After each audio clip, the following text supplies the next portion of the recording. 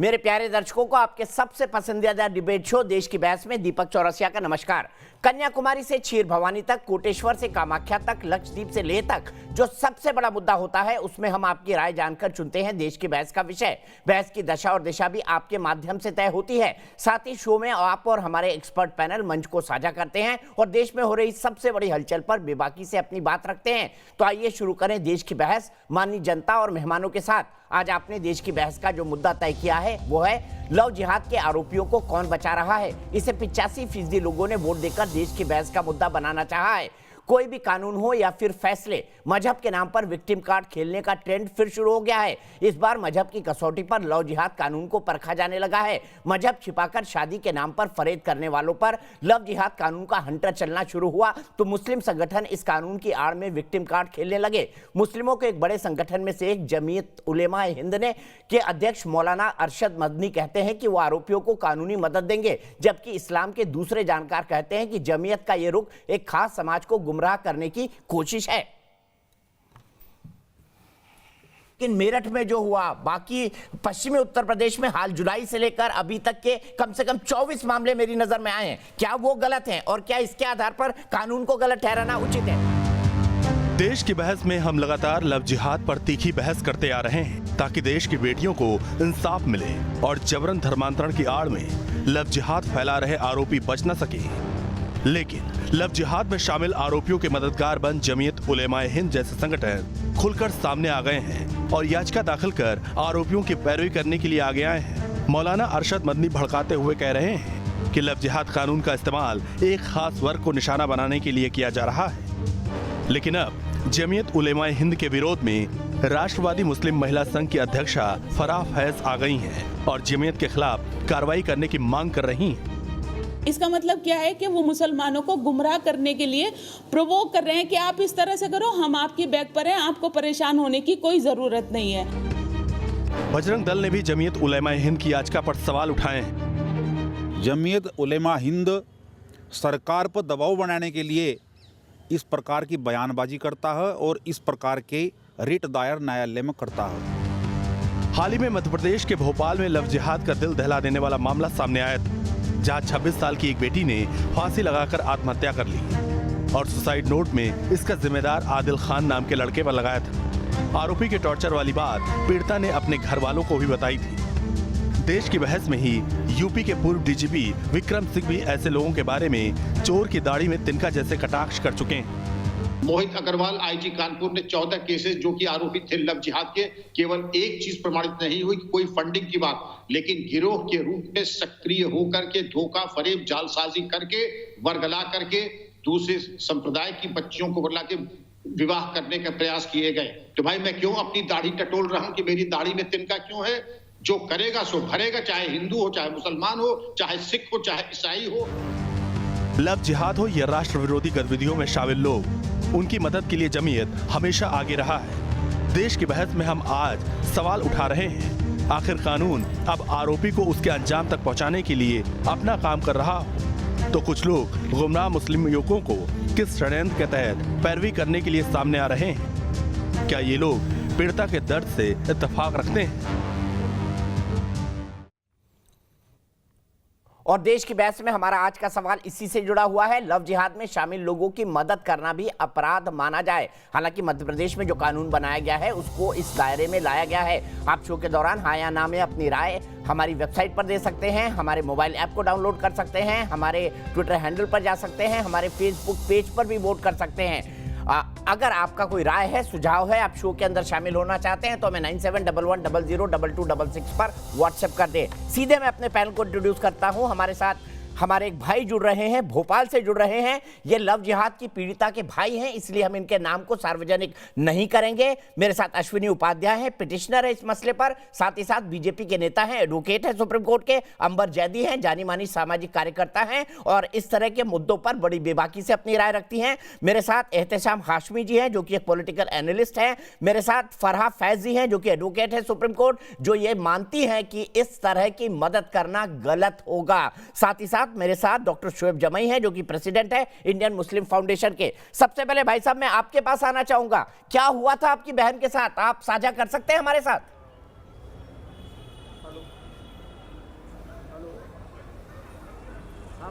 जी hello जी बताइए क्या हुआ था आपकी बहन के साथ? हेलो राहुल मुझे बताइए क्या हुआ था आपकी बहन के 8 साथ? जनवरी को मेरी बहन के साथ ये घटना हुई थी। 8 जनवरी को मेरी बहन के साथ ये घटना हुई थी। उसने फांसी लगा के आत्महत्या कर ली थी और उसके पास एक सुसाइड नोट भी मिला था मुझे। बोलते जाइए राहुल अपनी पूरी बात।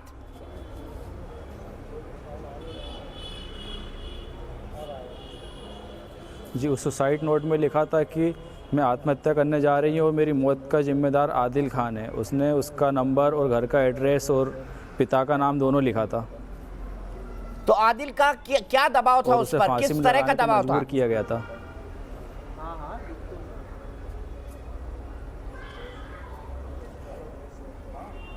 आदिल ने अपनी गलत पहचान बताई और अपनी जो भी बातें उसको झूठा बता के उसको लड़की को वो करा, प्रताड़ित किया। और क्या दबाव डाल रहा था आदिल आपकी बहन पर? क्यों पहले करना उसने पड़ा अपना उसको? गलत सुसाइड पहचान जैसी बताई कोशिश पर मजबूर कि वो होना पड़ा? हिंदू है।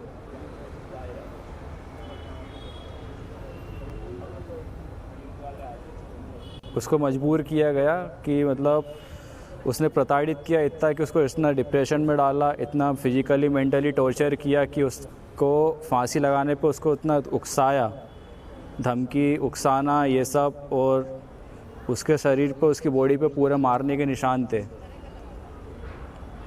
और क्या उसने अपनी गलत पहचान बताई? आदिल खान ने क्या कह के आपकी बहन से मिला था वो?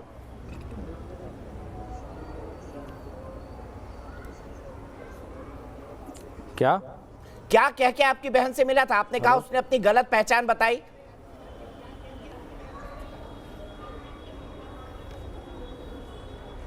उसने अपनी पहचान ये गलत बताई कि उसने अपना नाम हिंदू बताया, उसने अपना नाम बबलू बताया और पूरा फिजिकल रिलेशनशिप किया और पूरा मेंटली प्रेशर भी डाला। और जब सच्चाई का पता चला बाद में तो उसको टॉर्चर करना स्टार्ट कर दिया। तो अब क्या वो शादी करने के लिए वो धर्म और उसने परिवर्तन का ये भी भी दबाव बोला डालता था अगर कि आप तुझे मुझसे मुसलमान बन शादी जाओ? करनी है तो तुझे अपना धर्म चेंज करना पड़ेगा। यस उसने ये दबाव डाला था कि अगर घर पे बताया तो मैं भाई को मरवा दूंगा, फैमिली को मरवा दूंगा, यहाँ ये कर दूंगा, वो कर दूंगा, तलवारें चलवा दूंगा। क्या आपकी बहन ने कभी घर में इस बारे में बताया? राहुल शादी करने के लिए तुम्हें अपना धर्म चेंज करना पड़ेगा। आपने कहा धर्म चेंज करना पड़ेगा। क्या आपकी बहन ने नहीं, इस बारे में कभी घर में कुछ बताया? इस चीज़ के लिए कि घर पे अगर बताएंगे, नहीं वो डरी हुई रहती थी, कैसे बताएगी? अगर वो बता देती, उसने इतना मतलब मेंटली उसको ऐसा डिप्रेशन दिया और ऐसा डरा के रखा, धमका के रखा कि वो घर पे मतलब उसने कुछ बताया ही नहीं। पूरी बात ही दिल में रखी उसने। बाद में जब ऐसा घटना हुई उसके बाद हमको सब पता चला कि ऐसा हुआ। आपने बताया कि खुदकुशी के बाद ही आपको सुसाइड नोट से इस बात की क्योंकि वो हर जानकारी बात पे मिली। यही बोलता था कि अगर घर अभी पे केस का क्या जी, स्टेटस है राहुल? अभी केस का क्या स्टेटस है? जी सुसाइड नोट के बाद ही मुझे पूरी जानकारी मिली जब ये घटना हुई। केस का अभी तो जो आदिल खान है वो अभी जेल में है। हाँ, और लेकिन इस पे अभी लव जिहाद का उसमें आरोप लगा नहीं है, क्योंकि जिस दिन ये घटना हुई थी उसके बाद लव जिहाद कानून लागू मतलब कंफर्म किया गया था।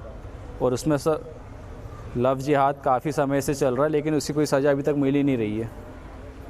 लव जिहाद काफी समय से चल रहा है और सजा नहीं मिल रही सज़ा है। जो लागू हो गई है जी, तो इसकी सज़ा उसको मिलनी चाहिए। आपने कहा सजा मिलनी चाहिए। आपने क्या पुलिस वरना इस से कानून का कुछ मतलब नहीं है, क्योंकि आपने कितने पुलिस ही और अधिकारियों साल- से क्योंकि शिकायत ये की काफी कि लव समय से जिहाद चलता के नए हुआ है। कानून में केस रजिस्टर किया जाए? राहुल आपने शिकायत की या आपने बताया पुलिस के अधिकारियों को, उच्च अधिकारियों को कि लव जिहाद के मामले में इसको हाँ, शामिल किया जाए? मैंने शिकायत की थी। यस मैंने पूरी शिकायत पुलिस कर्मियों को भी सब बताया था, जो भी अधिकारी वगैरह था उनको भी सब बताया था, घटना भी बताई थी। और पुलिस अधिकारियों ने भी तुरंत एक्शन लिया और उनने भी पूरा सपोर्ट किया हमारा। पुलिस अधिकारी ने, मीडिया प्रशासन ने, और आगे भी ऐसा सपोर्ट कर रहे हैं। अगर ऐसे आगे भी सपोर्ट करते रहेंगे तो उसको कड़ी से कड़ी सज़ा होगी। ठीक है, बहुत बहुत शुक्रिया राहुल। सीधे बहस को खोलता हूँ। जिहाद के कई मामले ऐसे दब गए हैं कि आरोपियों को सजा ही नहीं मिलती है। आरोपियों को सजा नहीं मिलती। राहुल को बनाए रखिए हमारे साथ जी। राहुल की जरूरत पड़ेगी हमको आने वाले समय में। शोएब जमाई, मैं आपसे शुरुआत करना चाहता हूं।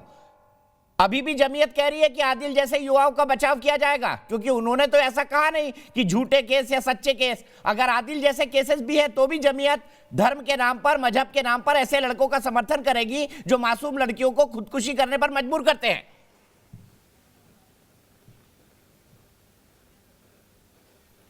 मुझे जमीयत का कोई भी ऐसा स्टेटमेंट नहीं दिखा जिसमें वो कह रहे हैं कि हम आदिल का समर्थन करेंगे। तो आप तो गलत बातें कहना छोड़ दीजिए। नहीं, उन्होंने कहा लव जिहाद से जुड़े हुए जितने केसेस हैं उन्होंने उस पर कोई डिफरेंशिएट तो किया नहीं। उन्होंने कहा हम सबका समर्थन करेंगे जिसको फंसाया जाएगा। आदिल तो यही कहेगा उसको फंसाया गया है। वो कौन सा बोल देगा कि हाँ मेरी चलते पूजा नाम की एक लड़की ने खुदकुशी की है या रश्मि नाम की एक लड़की ने खुदकुशी की। आदिल कौन सा मान लेगा कोर्ट में? देखिए, मेरी राय में हर तरह के पीड़ित की मदद करनी चाहिए। अगर पीड़िता लड़की चाहे वो है इस आतंकवादी केस हो, में और चाहे वो आदिल आतंक यहाँ से से आतंक शामिल का है, पीड़ित तो हो, उसको चाहे तो यूएपीए सजा- का आरोप लगाओ, मदद की जाए क्योंकि उसका नाम मुसलमान है। इसीलिए यही कह रहे हैं ना आप जमीयत का, मदद इसलिए की जाए क्योंकि नाम मुसलमान है। देखिए, जमीयत ने जिन मामलों को उठाया है वो बहुत ही लीगल और बहुत ही टेंडर वे में उठाया है। जिस मामले में ओवैस की हम बात कर रहे हैं, जो ओवैस नाम का लड़का 14 दिन के लिए जुडिशियल कस्टडी में भेज दिया गया क्योंकि उनके लड़की के फादर ने इल्ज़ाम लगाया। बाद में पता चला कि लड़की की शादी तो किसी हिंदू लड़के से हो चुकी है और वो भी 2 साल पहले। अब ऐसे केस में क्या ओवैस की मदद नहीं करनी चाहिए? दूसरा मामला आता है कि राशिद मुरादाबाद का केस है जब जहाँ अपवाद को पे आप नजीर बना लेते हैं। सुन लीजिए। दिक्कत वहां से शुरू होती है जब जमीयत और आप जैसे लोग मजहब के नाम पर अपवाद को नजीर बना लेते हैं, अपवाद को परंपरा बना लेते हैं और उसी के आधार पर दोषी, अपराधी, आतंकवादियों आप पे भी लागू होता है सर। ढंग से मदद करते हैं।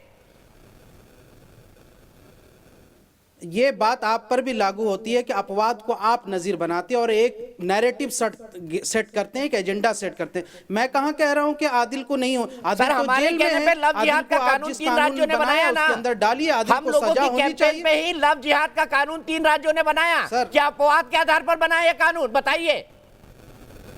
प्रूफ है सब, उसके जितने भी एविडेंस है सब उसके खिलाफ लेकिन है। अब आप बताइए कि जो मुरादाबाद में हुआ है राशिद के साथ मामला, राशिद और उसके भाई को जेल में अब डाल उवैद दिया और से जो अब राशिद लड़की पर आ है गए। मुस्कान, वो खुद कहती है मैंने अपनी मर्जी से शादी की।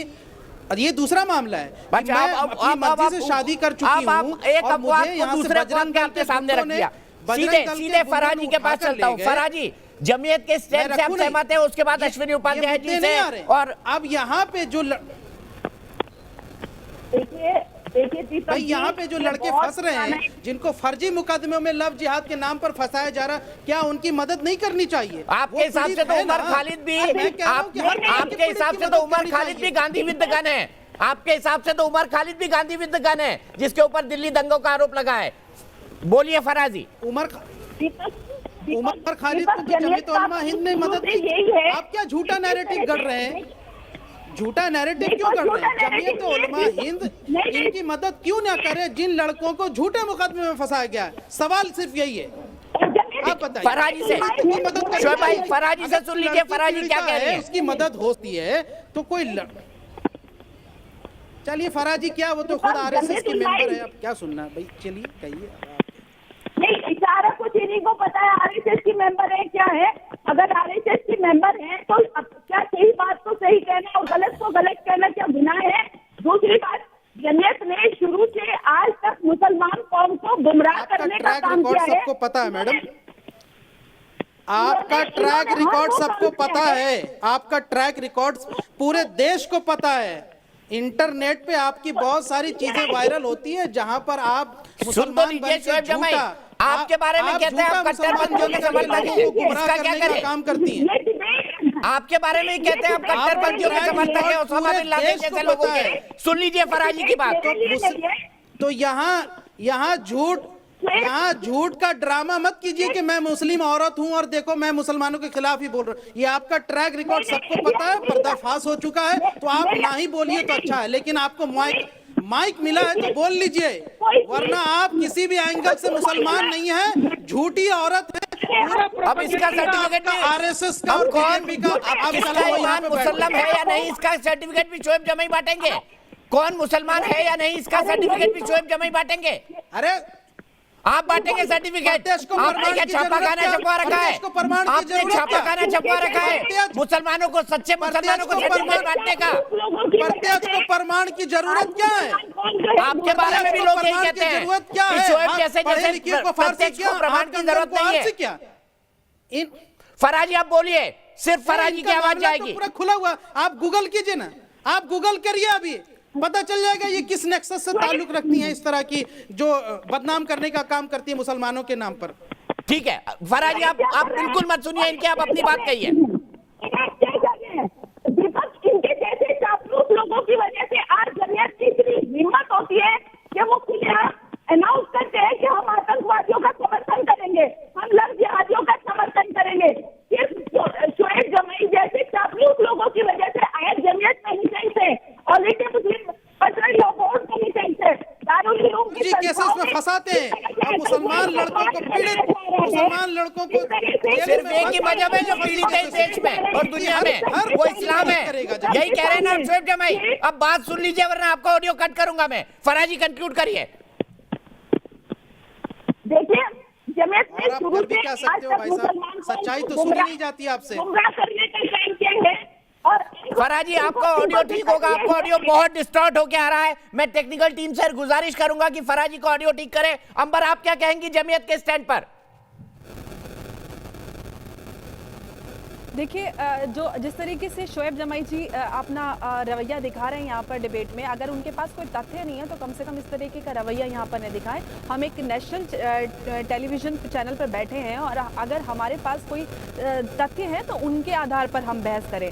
आप किसी की बात सुने बगैर किसी की बात को लगातार काटे जा रहे हैं, किसी पे आरएसएस का विचारक होने का उनको ताना दे रहे हैं। आरएसएस का विचारक होना कोई ताना या कोई गलत बात नहीं है। आप भी एक इस्लामिक स्कॉलर के तौर पर यहाँ पर बैठे हैं और इस्लामिक स्कॉलर और ख़ास तौर से जिन इस्लामिक संगठनों की बात कर रहे हैं तो वो इस्लामिक संगठन नहीं है, वो राजनीतिक संगठन है जो इस्लाम के नाम पर अपनी सत्ता को कायम रखना चाहते हैं। अगर वो इस्लामिक संगठन होते तो वो इस तरीके के कृत्य में जो गुनाह कर रहे हैं उनका साथ कभी नहीं देते, क्योंकि इस्लाम कभी नहीं कहता कि आप किसी पर जबरन धर्म परिवर्तन का दबाव पॉलिटिकल हैसियत से यहाँ मौजूद हूँ। कहता है तो कि वही पार्टी ना जिसकी 0 सीटें विधानसभा में, वही पॉलिटिकल पार्टी ना शोएब जमाई जिसकी 0 सीटें हैं बिहार विधानसभा में, जिसका चुनाव अभी खत्म हुआ है, वही राजनीतिक पार्टी है ना आपकी। अब मेरा मुंह मत खुलवाइए, आप बोलने दीजिए अंबर जैदी को। करते हैं तो कम से कम मुसलमानों को सुधार दीजिए। मुसलमान गलती करते हैं तो उनको सुधारने का काम कीजिए ना। अगर आप किसी पर्टिकुलर धर्म को या किसी जाति को रिप्रेजेंट करते हैं, आप शोएब जमाई जी आपको बेसिक एटिकेट्स नहीं है डिबेट के, क्या आपकी बात हो रही थी तो मैंने चुपचाप सुनी थी। अब आप चुपचाप मुसलमानों का ठेकेदार नहीं हूँ, नहीं करते मैं तो मुसलमानों का ठेकेदार नहीं हूँ। आप जैसे लोग हो जाइए मुसलमानों का ठेकेदार। अब तो आरएसएस ही मुसलमानों की ठेकेदार हो रही है। हमें नहीं बनना ठेकेदार। आप है ठेकेदार, आप है ठेकेदार, उन्हीं की ठेकेदारी कर करके आप अपनी सत्ता बनाए रखते हैं। तभी आप मुसलमानों के ठेकेदार नहीं है, तभी आपने इंडियन मुस्लिम फाउंडेशन बनाया है। इंडियन हिंदू फाउंडेशन क्यों नहीं बना दिया आपने शोएब जमाई? क्यों बनाया इंडियन मुस्लिम फाउंडेशन?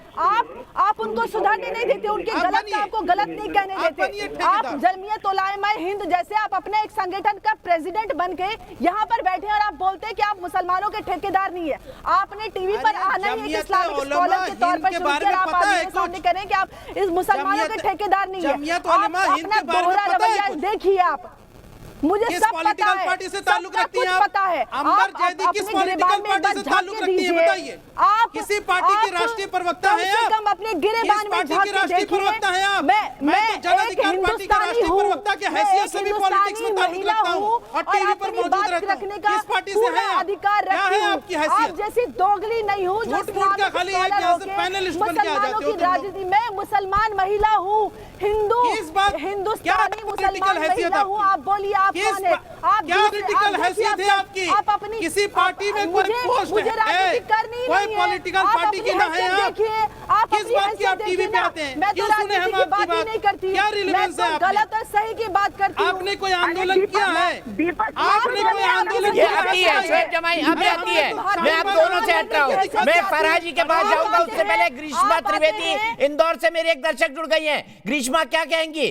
क्या मुसलमान के नाम पर मदद करने की कोशिश नहीं हो रही है जमीयत उलेमा हिंद के द्वारा, जबकि लव जिहाद आप देख रहे हैं, राहुल को सुन रहे हैं, उनकी बहन को सुसाइड करने पर मजबूर किया गया? ग्रीष्मा सर बिल्कुल, अगर ये मुसलमानों को इस प्रकार मदद करने की बात की जाएगी, ये जो कानून बना है ये बिल्कुल सही कानून बना है। इस कानून का मैं क्या, मुझे लगता है हम 100 करोड़ हिंदू देशवासी तो पूर्णतः समर्थन करेंगे। मुझे एक बात बताइए, जो लव जिहाद ये जो चीज है, अगर किसी लव की शुरुआत ही छल से होती है, गलत जानकारी देकर लव करने से होती है, तो ये किसी प्रकार का लव नहीं होता। आपको अगर लव करना है तो अपनी सच्ची जानकारी दीजिए, सच्चे तरीके से लव कीजिए। ये छल कपट से अगर आप प्यार करते हैं और फिर बाद में आप धर्म परिवर्तन के नाम पर जिस प्रकार आप हमारे साथ धोखा करते हैं, बिल्कुल अभी मैंने जो भाई साहब को सुना कि उनकी बहन ने किस प्रकार सुसाइड किया था, ये बहुत दुखनीय है, बहुत दर्दनाक बात है। और लव जिहाद के लिए जो अभी वर्तमान में कानून आया है, मैं मध्य प्रदेश में रहती हूँ और यहाँ पर भोपाल में ही अभी हाल ही में जो घटना हुई है, और इस कानून को बहुत जोर शोर से लागू किया जा रहा है, मैं पूर्णतः समर्थन करती हूँ। ऐसा बिल्कुल भी नहीं है कि ये कानून किसी धर्म का विरोधी है या किसी धर्म का समर्थक है या किसी पॉलिटिकल पार्टी का समर्थक है। ये इंसान समाज, मनुष्य समुदाय का समर्थक है। किसी भी लड़की पर सही बात है ग्रीष्मा, हिंदू मुस्लिम सिख ईसाई जो छल कपट करेगा वो जेल के अंदर जाएगा। ये किसी एक धर्म के बारे में कानून नहीं है। इसीलिए मैं सीधे फरहा जी के पास चलता हूं और फिर अश्विनी उपाध्याय जी के पास। फरहा जी, आपकी आवाज ठीक से नहीं आ रही थी, क्या कहना चाहेंगे ऐसे लोगों को जो मुस्लिम होने के कारण विक्टिम कार्ड खेलते हैं, जैसे शोएब जमाई खेल रहे हैं? दीपक, मैंने जैसे पहले भी बताया था, शोएब जमाई जो है वो डिबेट छोड़ करके मेरे पर्सनल अटैक करने लगते हैं। मैं पहले खुलासा कर देती हूँ कि हाँ, मैंने शादी जो है एक हिंदू आदमी से कर रखी है, वो सबको बताइए, ये कोई ढकी छुपी बात नहीं है।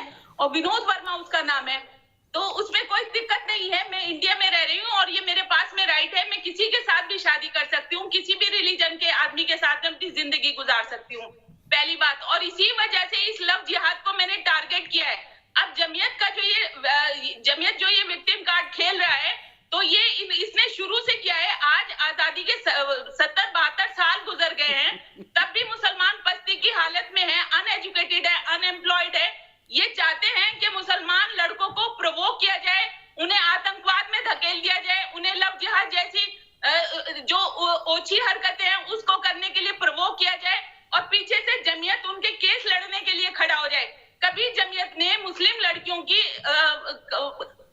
पुरसाने हाल उन्होंने नहीं किया। उन्होंने कभी नहीं पूछा कि लड़कियों का क्या हाल है, उनके केस भी लड़ने की जरूरत है।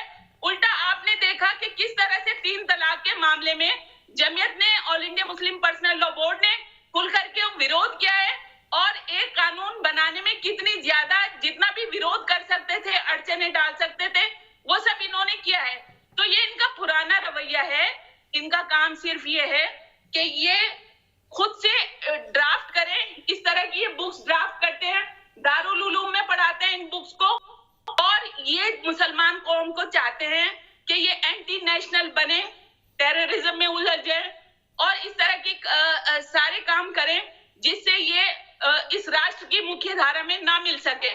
तो लेकिन अब इनका ये काम खत्म होने वाला है, इनकी पोल खुलनी शुरू हो गई है, और ये जो जमाई साहब बैठे हैं, ये बिल्कुल अपने आप को इन्होंने आज साबित कर दिया ये जमीयत उलमा हिंद के कारतून है, और इन्हीं जैसे लोगों की वजह से आज कौम जो है वो पस्ती में है। ठीक है एहतेशाम जी, मैं सीधे आपके पास चलता हूँ। आपने आज तक 3 तलाक की कोई विक्टिम बहन का समर्थन नहीं किया, उसकी कानूनी मदद नहीं की, उसको मुआवजा नहीं दिलवाया, उसके पक्ष में नहीं खड़े हुए, लेकिन लव जिहाद वालों के पक्ष में खड़े हो गए। ये कैसा डबल स्टैंडर्ड है?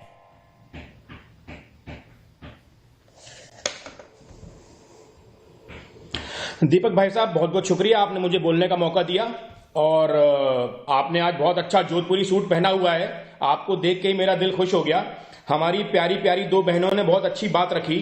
लेकिन मैं आपको एक चीज बताना चाहता हूं दीपक भाई साहब, कि हिंदुस्तान का जो संविधान है वो रेपिस्ट को, मर्डर को भी एडवोकेट रखने का राइट प्रदान करता है। तो जमीयत उलेमा हिंद या आरएसएस या संघ इस बात को नहीं बोल सकते कि किसको लॉयर मिलेगा किसको नहीं मिलेगा। ये हमारा संविधान बोलता है दीपक भाई साहब। और जहां तक लव जिहाद की बात है, ये फेक कॉन्सेप्ट है। हाँ, वकील किसी मिलने को का बहला अधिकार तो सबको फुसलाकर है। अपना तो मैं रिलीजन कह रहा हूं ना, छुपा के जमीयत को शादी 3 करना तलाक की ऑफेंस है। पीड़ित दीपक बहनों भाई को भी साहब सुनने कानूनी की मदद हिम्मत देनी रखिए थोड़ी थी। सी, तसल्ली जमीयत तो रखिए को दीपक भाई 3 साहब, तलाक सुनने की के तसल्ली रखिए ना। विक्टिम्स को भी कानूनी मदद देनी थी। कानूनी मदद मिलनी चाहिए, कानूनी मदद मैं ऐसे देने को छल तैयार हूं। कपट करने वाले मैं आपके पुरुषों को चैनल क्यों में मिल पहले रही है? मैं आपके चैनल में पहले भी कह चुका हूं कि मैं सुप्रीम कोर्ट ऑफ इंडिया का लॉयर हूं। मैं किसी हिंदू रिलीजन का या मुस्लिम रिलीजन का लॉयर नहीं हूं। आप दीपक भाई साहब अपने चश्मे को थोड़ा सा चेंज करिए, उसके ऊपर सर, जो मैं चश्मा गंदगी लगी लगाता है ही उसको नहीं। साफ करिए। सर, और फिर आपको आप दिख रहा होगा, देखेंगे कि जोधपुरी हेडशॉट दिख गया तो आपको ये भी दिख गया होगा, मैं चश्मा नहीं लगाता। सिर्फ हिंदू और मुसलमान के लिए लड़ता है। मैं चश्मा नहीं लगाता, मुझको वैसे ही भगवान की दुआ से, अल्लाह की दुआ से सब कुछ ठीक ठाक दिखाई देता है। दीपक भाई साहब देखिए, नाच ना आवे आंगन टेढ़ा, आपने कहावत सुनी होगी। तो इसका मतलब ये नहीं है कि आंगन टेढ़ा हो। आपने हिंदी की मुहावरे की क्लास लगता है अच्छे से अटेंड नहीं करी, इसलिए ये सब बातें आप बोल रहे हैं। आर्टिकल 21 कॉन्स्टिट्यूशन ऑफ इंडिया आप पढ़िए, आर्टिकल 25 पढ़िए।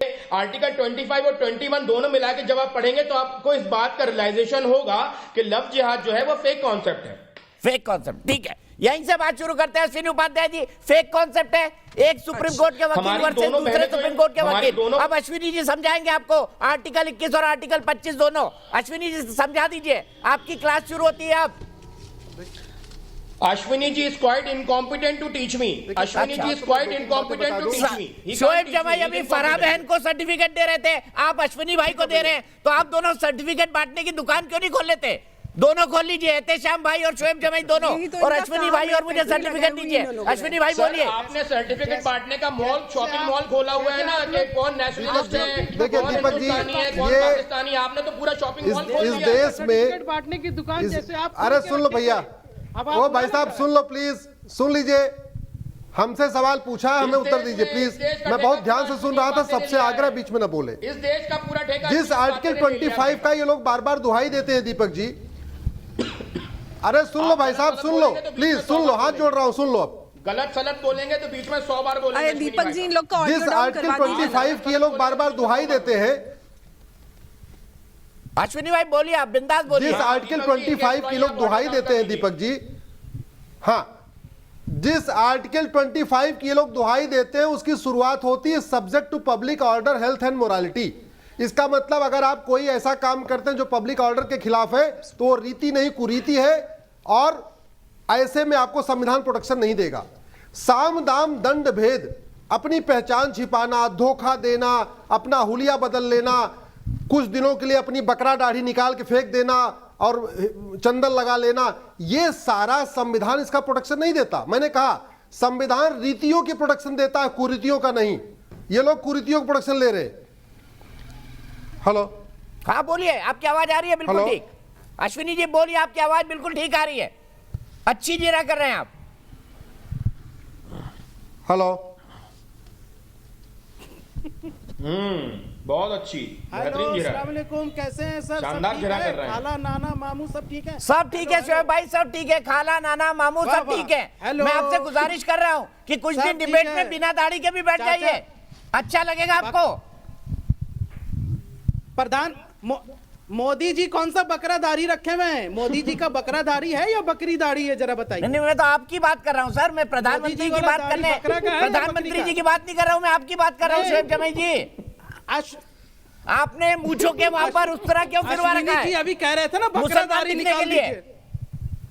अश्विनी जी कह रहे थे ना कि बकरा दाढ़ी निकाल दीजिए। मोदी जी का बकरा का दाढ़ी है या बकरी का है, बताइए। वो आपकी बात कर रहे थे शोएब जमाई, वो आपकी बात कर रहे थे। देखिए आप क्या तमीज दिखा रहे हैं कि आप देश के प्रधानमंत्री ने इस तरीके की भाषा का इस्तेमाल कर रहे हैं। आपने ठीक है, अंबर जी आइए, अंबर जी ये मुझे ये बताइए, ये ऐसी शोएब जमाई जैसी वेशभूषा रखी जाए तो आदमी क्या सच्चे मुसलमान साबित हो जाता है? वाले पत्रकार हैं आप लोग।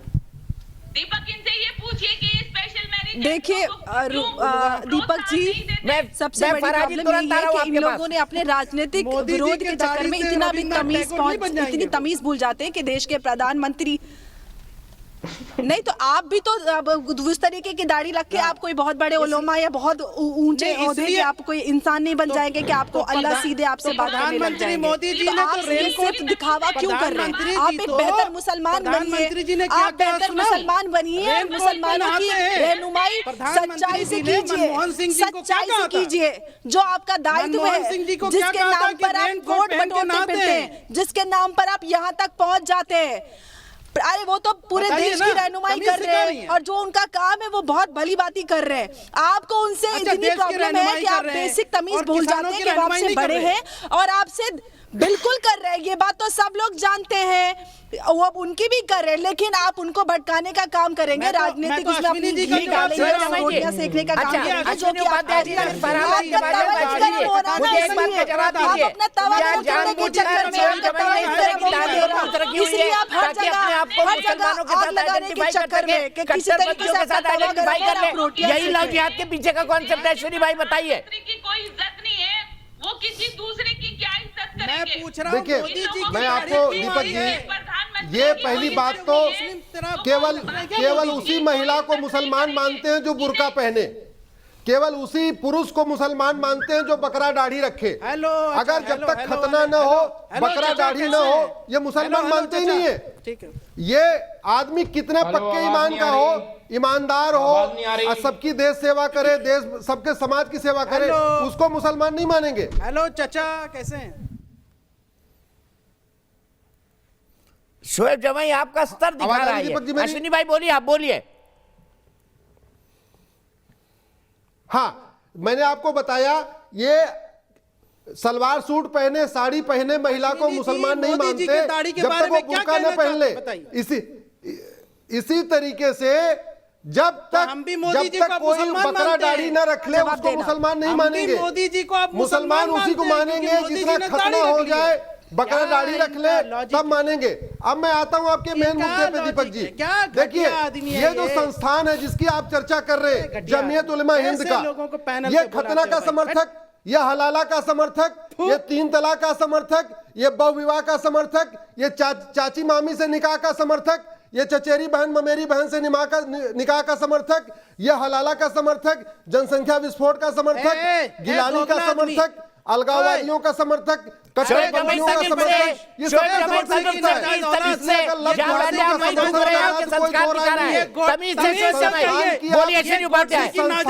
हिस्ट्री उठा के देख लीजिए, संस्थान की हिस्ट्री उठा के देख लीजिए, ये हमेशा कट्टरपंथियों का समर्थक है, ये हमेशा अलगाववादियों का समर्थक है।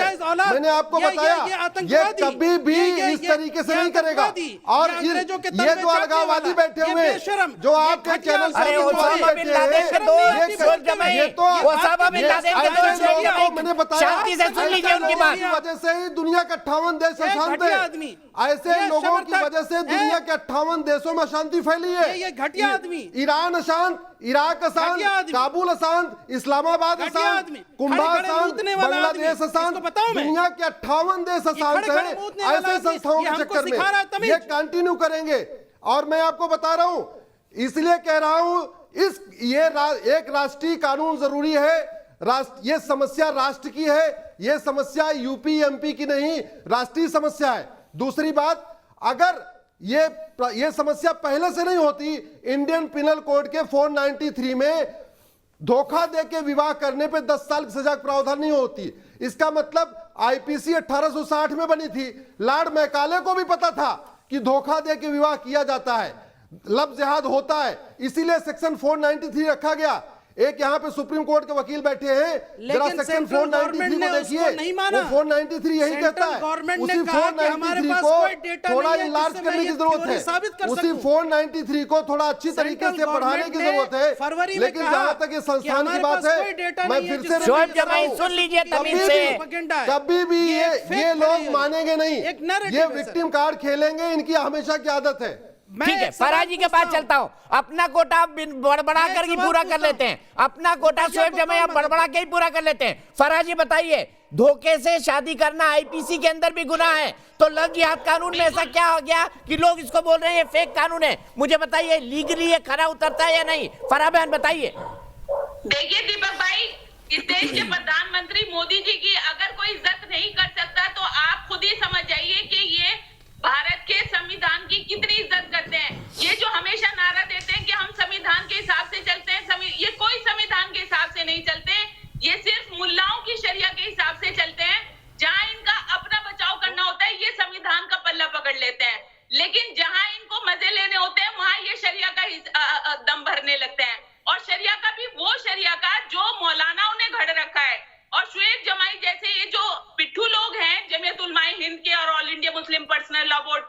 इनकी क्या ओपिनियन है ये आपने अच्छे से समझ लिया।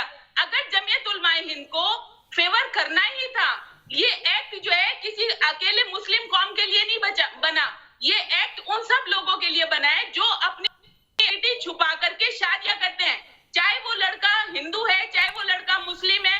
इस ऑर्डिनेंस में या इस तरह के जो कानून बना है उसमें कहीं ये शब्द यूज नहीं हुआ है कि अगर कोई मुस्लिम लड़का अपनी आइडेंटिटी छुपा करके ये काम करेगा, तो मुस्लिम शब्द तो आया ही नहीं, तो क्यों जमीयत को इतनी बेचैनी हो रही है?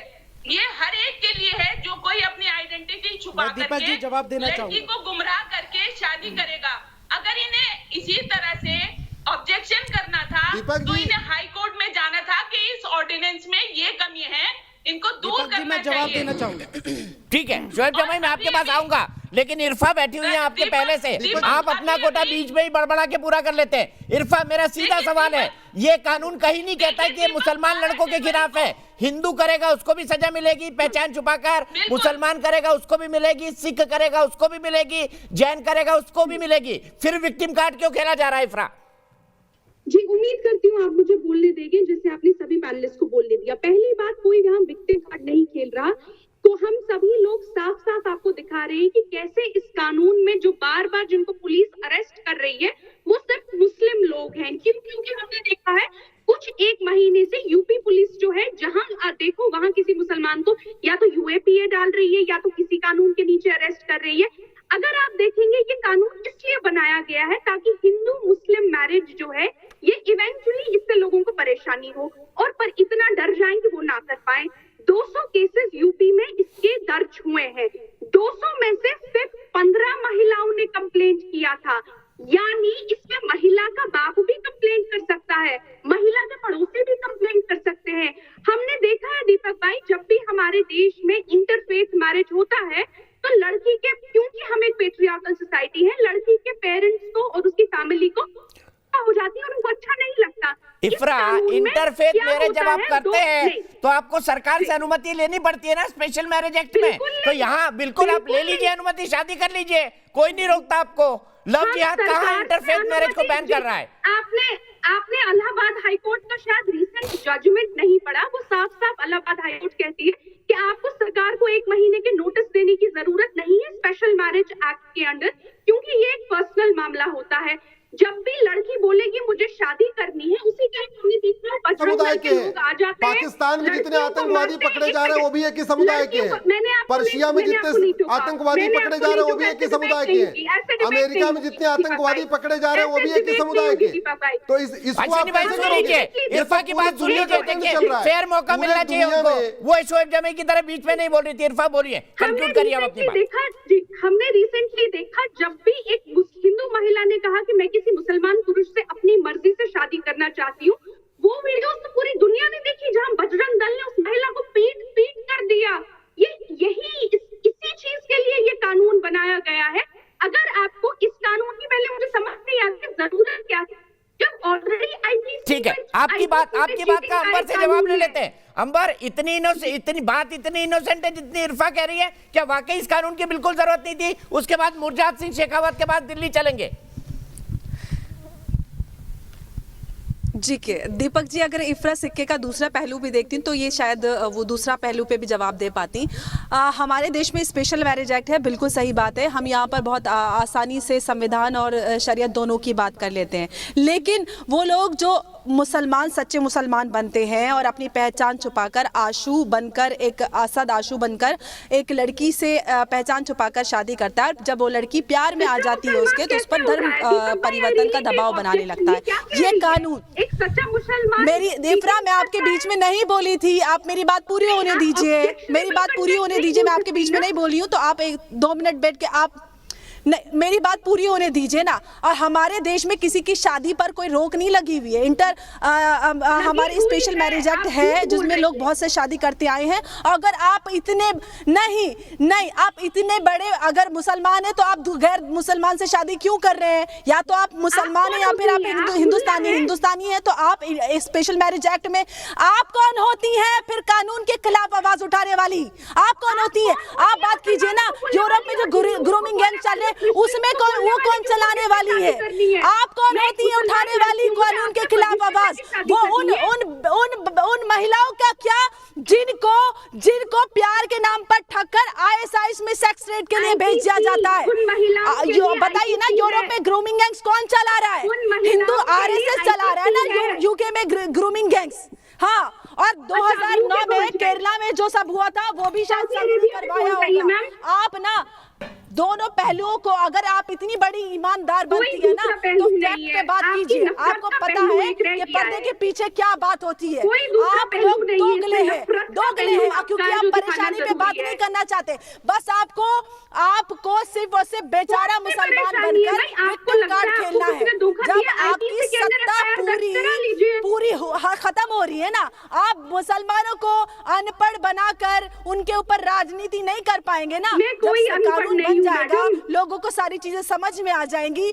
आपके लिए वो सारे, मैं आपकी बात नहीं कर रही, मैं उन मुसलमानों की बात कर रही हूँ जो आप जैसे लोग जिनकी रहनुमाई करते हैं और उनको हमेशा उसी गड्ढे में दबाए रखना चाहते हैं। ना उनकी पढ़ाई की कोई बात करता है। लिटरेसी फिगर बता दीजिएगा। नहीं कर रही हूँ, आप सुन लीजिए ना मैं क्या बात कर रही हूँ। आप बात ही नहीं सुनेंगी, आप वर्ड पकड़ के जाएंगी। मैं उन लोगों की बात कर रही हूँ जिन बेचारे अनपढ़ लोगों के नाम पर आप उनकी रहनुमाई करके उनको वहीं पे दबाए रखना चाहते हैं और आप अपनी तरक्की के बारे में सोचते हैं। आप उन लोगों के बारे में सोचिए, उनका भला हो रहा है। बात ये मुसलमानों की नहीं हो रही है, बात उन लोगों की हो रही है जो कानूनी अपराध करते हैं और जबरन शादी करके पहचान छुपाकर वो कानून और इस्लाम दोनों की नजर में गुनाहगार है। अल्लाह नहीं कहता कि आप किसी के साथ पहचान छुपाकर आप जबरदस्ती किसी के साथ शादी कीजिए और उसके टुकड़े कर गड्ढे में दबा दीजिए। आपको नहीं पता मेरठ में क्या हुआ? आपको नहीं पता अर्चना तिवारी ने यूपी विधानसभा के सामने आत्मदाह किया। आप उन बेटियों की बात नहीं करेंगे। आप खुद एक महिला हैं। अंबर अब थोड़ी देर के लिए रुकते हैं। मुर्जाद सिंह शेखावत के बाद दिल्ली चलता हूँ। दोनों से रिक्वेस्ट करूंगा एक दूसरे के ऊपर ना बोले। मुर्जाद सिंह शेखावत जी क्या कहेंगे इस इश्यू के बारे में? क्या आपको भी लगता है लव जिहाद होता ही नहीं है जैसा हमारे कुछ पैनलिस्ट आर्ग्यू कर रहे हैं? नहीं, लव जिहाद हो रहा है, होता है। कैसे नहीं हो रहा? ये तो सवाल ही नहीं उठता। सुप्रीम कोर्ट ने ये प्रसंज्ञान ले लिया कि भाई लव जिहाद तो होता है, मगर मैं ये कहना चाहूंगा कि ये जमीयत को आने का क्या मतलब है? अगर या फिर ये जमीयत की फंडिंग है। मेरा कहने का मतलब है कि जमीयत की कहीं ना कहीं से या कोई और संगठन भी मिले हुए हैं जिन्होंने कहीं ना कहीं ये फंडिंग कर रखी है। सुनने में पहले भी आया था कि ये लोग फंडिंग करते हैं। ठीक है, फंडिंग होती है। क्या फंडिंग होती है एहतेशाम आजमी जी? और मैं आपको ऐसे कई किस्से बता सकता हूं जहां आदमी हैंड टू माउथ है, उसके पास शादी से पहले खाने के पैसे नहीं, लव जिहाद में फंसा, उसके पास बड़े से बड़े वकील खड़े हो गए, बड़े से बड़े वकील। कानपुर के 5 केसेस मुझे पता है इससे संबंधित। बताइए एहतेशाम भाई।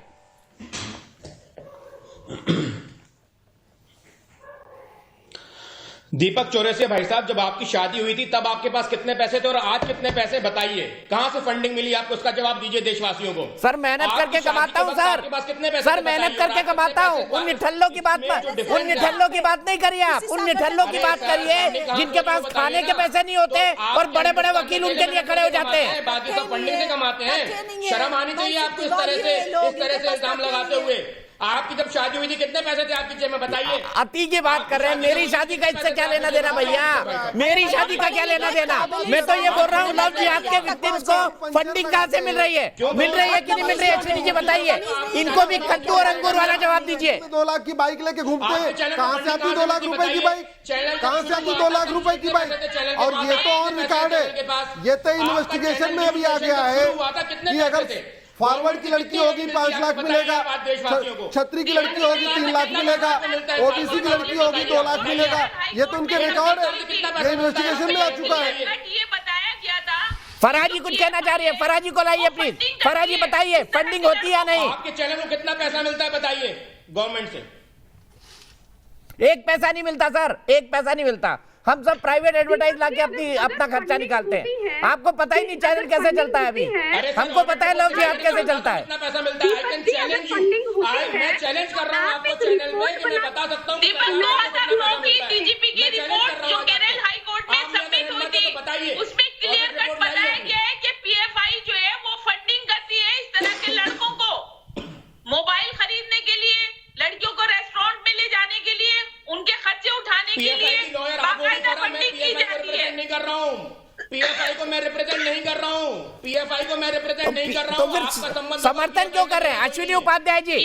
अभी फरहाद बहन ने कहा फंडिंग होती है, फंडिंग होती है ना लव जिहाद के लोगों की, बताइए, और फिर शोएब जमाई से जवाब लेंगे। के लिए काम करते हैं। देखिए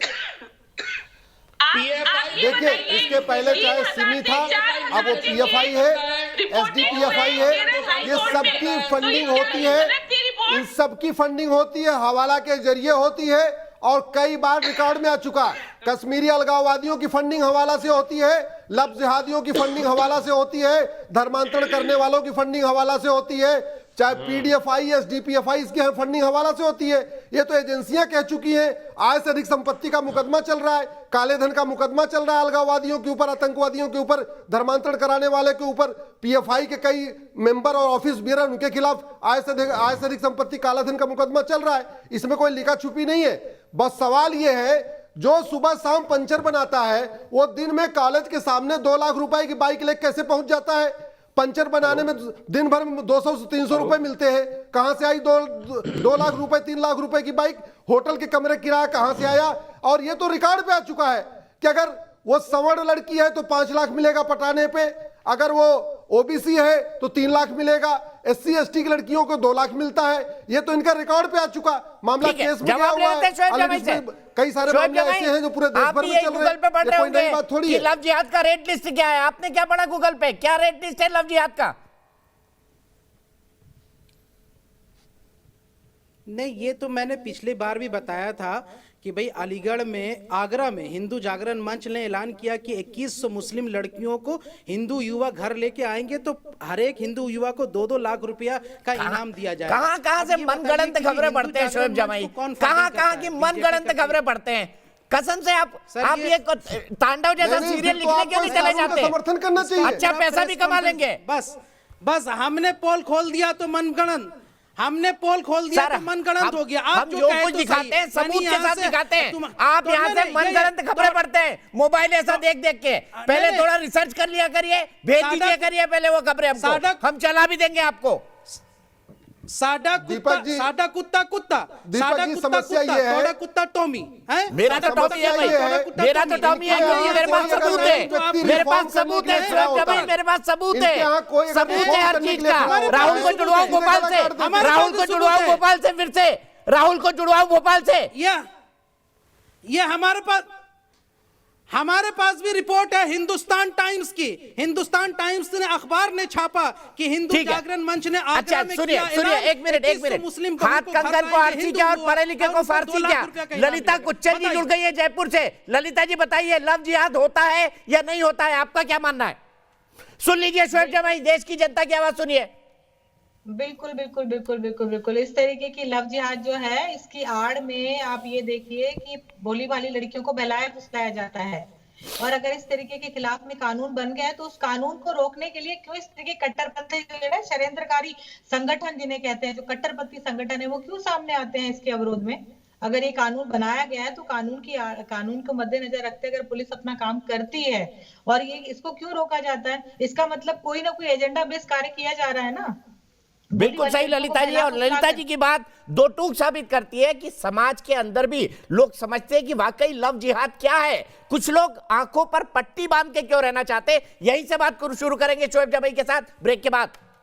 तो हम बात कर रहे हैं लव जिहाद पर। जमीयत उलेमा हिंद का कहना है कि लव जिहाद के जितने भी मुसलमान पीड़ित लड़के होंगे उनको वो कानूनी सहायता उपलब्ध कराएगी। इससे पहले यूएपीए में फंसे हुए लोग हैं, जिसे अनलॉफुल प्रिवेंशन एक्टिविटी कहा जाता है, उसमें फंसे हुए लड़कों को भी कानूनी सहायता देने की बात जमीयत उलेमा हिंद कर चुका है। पूरे पैनल को इंट्रोड्यूस करता हूं। अश्विनी उपाध्याय है, एडवोकेट है, सुप्रीम कोर्ट के अंबर जैदी हैं, जानी मानी सोशल वर्कर हैं और एक फिल्म मेकर हैं। मेरे साथ फरहा फैज जी हैं जो कि एडवोकेट है सुप्रीम कोर्ट की, इफ्रा जान है, सोशल एक्टिविस्ट है, एहतेशाम हाशमी है, पॉलिटिकल एनालिस्ट और एडवोकेट है सुप्रीम कोर्ट के, और डॉक्टर शोएब जमाई हैं, प्रेसिडेंट है इंडियन मुस्लिम फाउंडेशन के। सबसे पहले अश्विनी भाई मैं आपसे शुरुआत करना चाहूंगा। मैं आपसे यह जानना चाहता हूं कि जो लोग ये तर्क देते हैं कि ये सिर्फ मुसलमान को विक्टिम करने के लिए बनाया गया है, मुसलमानों को पीड़ित करने के लिए बनाया गया है, वो लोग कितने गलत है? क्योंकि इसमें किसी भी धर्म विशेष का उल्लेख नहीं है। देखिए, वही लोग दे रहे हैं दीपक जी, जो लोग कहते हैं हाँ, ये तर्क वही लोग दे रहे हैं जो कहते हैं हमको तो जी आर्टिकल 25 में अपनी आज़ादी मिली है किसी भी तरीके से कुरीति का पालन करने के लिए। मतलब ये लोग वो लोग हैं जो ट्रिपल तलाक को भी कहते हैं संविधान संरक्षण देता है हमें, हलाला को भी कहते हैं हमें संविधान संरक्षण देता है, बहुविवाह को भी कहते हैं हमें संविधान संरक्षण देता है, छोटे छोटे बच्चे का खतना कर देते हैं कहते हैं इसका भी हमें संविधान संरक्षण देता है, जबकि खतना करना क्रूएल्टी है। इसी तरीके से मुता कहेंगे, मुता भी ठीक है, मिस्यार भी ठीक है, चाची मामी से निकाह भी ठीक है। तो ये सारा का सारा सब कुछ कहते हैं हमको आर्टिकल 25 दे रहा है, जबकि आर्टिकल 25 की शुरुआत होती है subject to public order health and morality, यानी कोई अगर आपकी रीति सब पब्लिक ऑर्डर के खिलाफ है, हेल्थ के खिलाफ है, इमोरल है, तो वो रीति नहीं बल्कि कुरीति है। लेकिन ये लोग कुरीतियों को भी ढोते रहते हैं। एक मैं उदाहरण देना चाहूंगा जो देश को जानना बहुत जरूरी है। दिल्ली में एक बहाई टेम्पल है, इस बहाई जो मंदिर है नेहरू प्लेस के पास, एक बहाउल्ला खां थे ईरान में, वो बेचारे रिफॉर्मिस्ट थे। वो कहते थे महिला पुरुष बराबर है, सब लोग समान है। वो कहते थे कि जैसे अल्लाह वैसे भगवान है। उनका खुलेआम गला रेत दिया गया। सनातन धर्म में, हिंदू धर्म में कितने लोग आए, राजा राम मोहन राम आए, ईश्वरचंद्र विद्यासागर आए, दयानंद सरस्वती आए, सब लोगों ने कुरीतियों का खिलाफत किया, उनकी लोगों ने पूजा किया।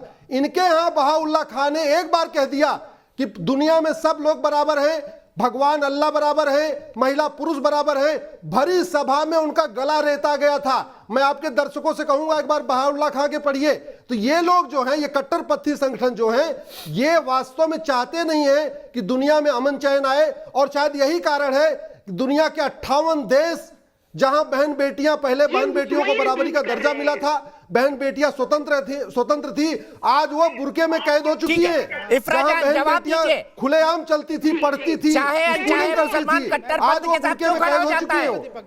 शरिया के नाम पर मुसलमान कट्टरपंथ के साथ क्यों खड़ा हो जाता है, बताइए। देखिए, को याद दिला दूं दीपक चौरसिया जी, जिन्होंने गौरी लंकेश को मारा, जो एक हिंदू रिफॉर्मिस्ट थी, या जिन्होंने नरेंद्र कोई हिंदू रिफॉर्मिस्ट नहीं थी गौरी लंकेश। माफ कीजिएगा, राजा राम मोहन राय की तुलना आप गौरी लंकेश से कर रही है। कैसी बात कर रही है इफ्रा जान? नरेंद्र मतलब कद्दू और अंगूर की तुलना हो सकती है क्या? कद्दू और अंगूर की तुलना हो सकती है? बहाउल्ला खां को क्यों मारा? खुलेआम कर दे। और मेरे मुद्दे का नाम टॉमी है, शोएब जमाई कह चुके हैं। जी बोलिए, आप सभी लोग बोलिए। आप लोग तो किसी मुसलमान महिला को बोलने देंगे नहीं, क्योंकि आप लोगों ने ठेका ले रखा है। देखिए कार्ड आ गया, तुरंत कार्ड आ गया, अकबर जैदी बोलेंगे और फराज शहीद बोलेंगे। फराज बोलिए, क्या वो मुसलमान है इसलिए मैं बोलने नहीं दे रहा हूं, और अगर नहीं बोलने देता तो डिबेट क्यों बुलाता? फराज बोलेंगे और किसी की आवाज नहीं। फराज बोलिए। की लड़ाई चल रही थी, जब 3 तलाक की लड़ाई चल रही थी दीपक, तब इफ्रा जान कहाँ थी? तब ये मुसलमान औरत नहीं थी क्या? तब ये मुसलमानों की वेलविशर नहीं थी क्या? जी क्या इन्हें दिखाई नहीं दे रहा था कि मुसलमान लड़कियां कितनी परेशान हैं? ऑलरेडी हमारे आईपीसी में चीटिंग के खिलाफ, जो चीटिंग से शादी होती है उसके खिलाफ एक कानून है। अरे आप सवाल का जवाब नहीं दे रही है। जब 3 तलाक के खिलाफ लड़ाई चल रही थी तो इफ्रा कहाँ पर थी, बताइए ना। जब 3 तलाक के खिलाफ लड़ाई चल रही थी तब इफ्रा कहाँ पर थी? खिलाफ लड़ाई चल रही थी तब मैं कॉलेज में थी, और 3 तलाक जो था वो एक इस्लामिक कानून भी नहीं है। लेकिन चूंकि ये मुझे बात करने नहीं देगी, अपने सवाल पे घुमाती रहेंगी। कोई बात नहीं, हलाला की लड़ाई चल रही, बहन आ जाओ। अभी हलाला की लड़ाई चल रही है, बहुविवाह की लड़ाई चल रही है। आप आओ सुप्रीम कोर्ट में, मैं आपकी मदद करूंगा। आप आओ सुप्रीम कोर्ट में, आपकी मदद करूंगा। खान पे एक डॉक्टर पे NSA लगाया जाता है, तब आप कहाँ थे? जब पुलवामा हुआ, क्या आप लोग भी तब तालियां बजा रहे थे? अब ये तुम तालियां बजाते हैं पुलवामा जैसे अटैक पे। इन लोगों से क्या सवाल जवाब? कहाँ पुलवामा पे आ गए आप? अब कहाँ पुलवामा पे आ गए? अब पुलवामा का लफ्ज यहाँ से क्या लेना देना ये बता दीजिए। इफ्रा, पुलवामा का लफ्ज यहाँ से क्या लेना देना ये बता दीजिए। 1 मिनट के लिए रुके, हिमांशु सिंह के पास चलूंगा क्योंकि मुझे यूएस का सोर्स भी थ्रू करना है। हिमांशु सिंह क्या कहेंगे लफ्ज जिहाद की इस बात पर? सर आदरणीय प्रधानमंत्री जी का जो पटना में सर हुआ था, वहां पे बम विस्फोट हुआ था, उसमें केरल की आयशा बानो का नाम आया था, जिनकी धर्मांतरण होकर फंडिंग की गई थी ना, और वो सारे लोग छूट गए, लेकिन वो आज जेल में है। तो ये धर्मांतरण और लव जिहाद का ही मामला था सर। बिल्कुल सही, आपने सही उदाहरण दिया। हिमांशु, आप ही की बात अंबर जैदी के पास ले जाना चाहता हूँ। अंबर जैदी, कोई कंपैरिजन है क्या? अगर वाकई मुसलमानों के राइट्स की बात इफ्रा अगर करती हैं तो इनको हलाला के खिलाफ मुसलमान महिलाओं के समर्थन में सुप्रीम कोर्ट जाना चाहिए या नहीं जाना चाहिए? और फिर शोएब जमाई। देखिए दीपक जी, अभी जो भाई साहब बिल्कुल जो अभी भाई साहब बात कर रहे थे उसी के साथ मैं एक बात करना चाहती हूँ। केरला की एक लड़की जिसको लव जिहाद के तहत उसका धर्म परिवर्तन कराया गया, आज वो अफगानिस्तान में जेल में, उसको ISIS में सेक्स स्लेवरी के लिए भेजा गया था। उन महिलाओं की बात कोई नहीं करेगा, बेचारे बनने के लिए सब आ जाते हैं। तथ्यों पे बात कर लीजिए, इस सेम पैटर्न पे काम हो रहा है। कोर्ट ने भी NIA की रिपोर्ट में साबित हुआ था कि सेम पैटर्न पर सेम मेंटोर के द्वारा लोगों को टारगेट करके धर्म परिवर्तन किया जा रहा है। तो आप इस चीज को एक्नॉलेज कीजिए और बात कीजिए ना। अगर आप मुसलमानों के सुधार की बात करते हैं, महिलाओं की बात आप करते नहीं है। ट्रिपल तलाक हलाला की बात कीजिए, आप बहुविवाह की बात कीजिए तो आप पुलवामा पे आ जाएंगे। पुलवामा और महिलाओं की आप ही बात करती है ना संविधान की, तो वही संविधान अगर आपको इजाजत देता है कि सबको समान अधिकार है, अपना धर्म परिवर्तन, अपना धर्म फॉलो कर सकते हैं, तो क्या मुस्लिम महिलाओं किसी भी उनका अधिकार संविधान के तहत उनका संविधान उनका जिम्मेदार नहीं है? हिंदुस्तान की नागरिक मुस्लिम महिलाएं नहीं है जो बहुविवाह हलाला और ट्रिपल तलाक जैसे कुरीतियों को झेलती आई हैं? उनकी आवाज कोई नहीं रखता यहाँ पर। आप उनकी बात करेंगे तो उनको सीधे सीधे कोई ना कोई एजेंट बना देता है या आप उनके ऊपर आरोप लगा देते।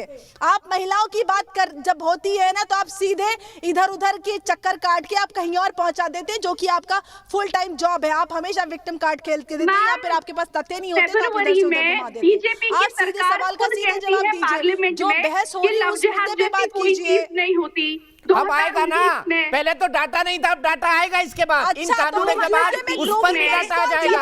आप लोग लकीर के फकीर बन के पूंछ पकड़े रहते हैं हाथी की बात। कोई चीज नहीं होती। मैं सीधे शोएब जमाई के पास जाऊंगा। शोएब जमाई जी, मेरा सवाल ध्यान से सुनिएगा।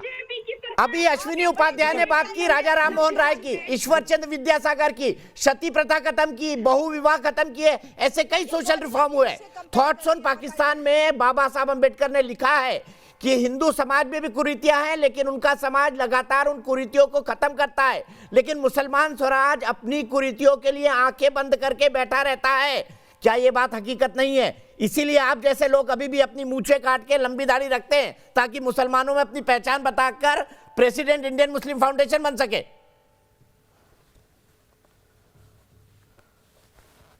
नहीं, आपको नहीं पसंद है तो मत बुलाइए, हमको क्या, आपकी TRP जाएगी, मेरा इसमें क्या है?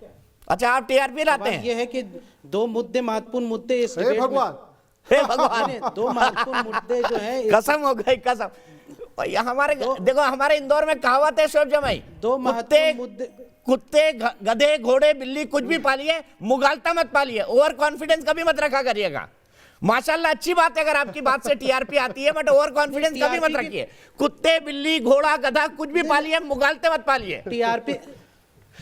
TRP के नाम पर तो आप लोग पुलवामा के शहीदों के बारे में कह रहे थे, या वी हैव वन लाइक। अरे मैं कह रहा हूं तो मुझे बोलता है, राष्ट्रवादी पत्रकार ही थे ना, आप ही की जमात के लोग थे। मैंने बोला तो बोलो। अच्छा, आप भाई ये बताओ, मैं जवाब दे देता हूं। भाई ये बताओ, 30 सेकंड दीजिए, मैं जवाब। आप खतना का समर्थन, जवाब सुन लीजिए। शोएब भाई आप बता दो, आप खतना हलाला मुताब मिस्यार का समर्थन करते हैं या विरोध करते हैं? सही सही बताइए, आप बता दीजिए शोएब जमाई। अरे इतना ही इंसाफ दिलाने का शौक है तो रोजाना जो उत्तर प्रदेश में 22 लड़कियों का जो रेप होता है, अब आ गए उस पर इंसाफ का आवाज उठाओ कि लड़कियों का रेप क्यों हो रहा है? अरे अपने घर की बात करो ना, दूसरे के घर में क्यों झांक के देख रहे हो? अपने घर की बात करिए ना, अपने घर में जो रेप होता है उसको इंसाफ दिलाने की बात करो ना। शर्म नहीं आती? शर्म नहीं आती? रोजाना अभी बदायूं में मंदिर के पुजारी ने 50 साल की हिंदू महिला की गुप्तांग में रोड डाल दिया, उसका यहाँ से रेप कर दिया, उसको इंसाफ नहीं दिला। बात कर रहा हूँ, वो बदायूं मेरे सवाल मंदिर का पुजारी, वो मंदिर का पुजारी जो महिला का रेप करके जो है गुप्तांग में रोड डाल दिया, उसके अतड़ियां बाहर निकाल दी। हमारे यहाँ पर उस पुजारी के साथ कोई नहीं खड़ा होता। मुसलमान होता तो मुसलमान लोग उस पुजारी के साथ खड़े हो जाते। कोई मौलवी होता, आप जैसे लोग उस मौलवी के साथ खड़े हो जाते कि धर्म के आधार पर प्रताड़ना हो रही है। ये अंतर है आप में और हम में शोएब जमाई, ये अंतर है आप में और हम में। हमारे देश में हमारे देश में रोजाना हिंदू बहनों के साथ रेप होता है। आज यहाँ कल इस आश्रम में, कल उस आश्रम में, परसों इस मंदिर में, परसों उस मंदिर में। छोड़िए इंसाफ नहीं दिलाया। अनर्गल बातों के लिए मिलाने की जगह नहीं है। आपको आप समाज की व्यवस्था बनाना चाहते हैं। एहतेशाम हाशमी जी, मुस्लिम समाज रिफॉर्म से क्यों कतराता है, मुझे इस बात का जवाब दे दीजिए, क्योंकि शोएब जमाई के पास इसका जवाब नहीं है। मैं बाबा साहब अम्बेडकर को कोट करके सवाल पूछ रहा हूँ आपसे।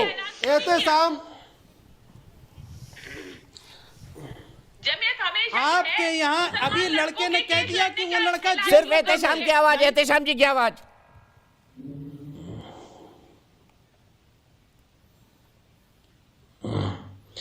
देखिए, अश्विनी उपाध्याय जी को इतना ज्यादा डिबेट करने का शौक है खतना पे, हलाला पे। मुझे तो किसी ने खबर दी थी कि इनका खुद खतना हुआ है। अब ये बात ये सबसे छुपाते हैं, इसका मैं क्या करूं?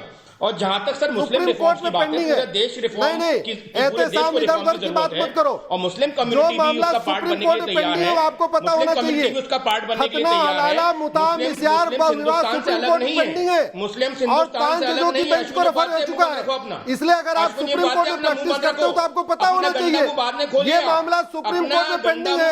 आप ये बताओ, आप खतना हलाला मुताम इख्तियार बहुविवाह के समर्थन में हो या इसके विरोध में हो?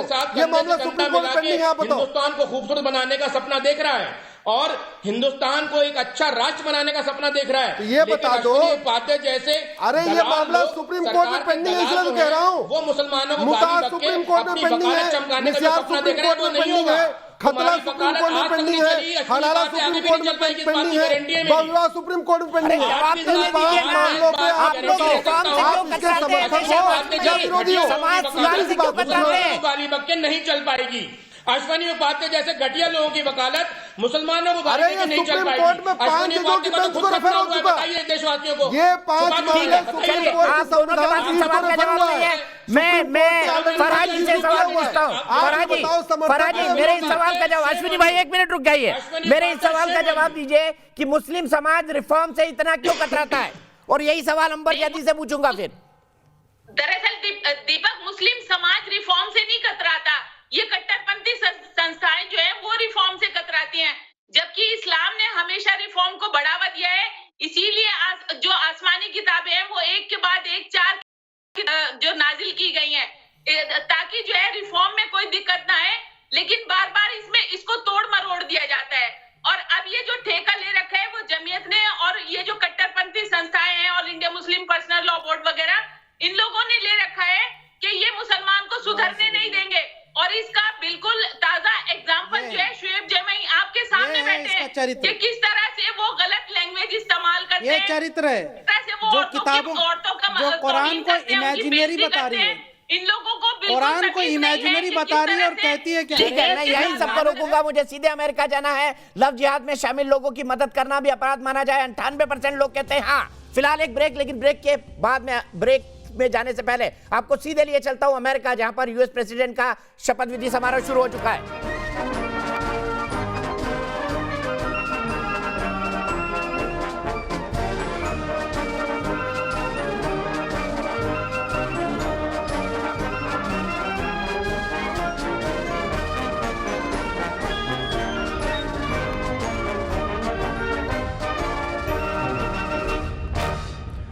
The Joint Congressional Committee on Inaugural Ceremonies, Staff Representative Alexandria Gordikan-DeChico, accompanying the House Republican leader, the Honorable Kevin McCarthy. Staff Representative Bridget Brennan, accompanying House Majority Leader, the Honorable Steny Hoyer and Mrs. Yvette Lewis. Staff Representative Kate Knudsen, accompanying Speaker of the House of Representatives, the Honorable Nancy Pelosi and Mr. Paul Pelosi. Staff Representative Lindsey Kerr, accompanying the Honorable Amy Klobuchar and Mr. John Bessler. Staff Representative Stephanie Hager Mucko, accompanying Senate Majority Leader, the Honorable Mitch McConnell and the Honorable Elaine L. Chao. And Staff Representative Rochelle Graves Schroeder, accompanying the Chairman of the Joint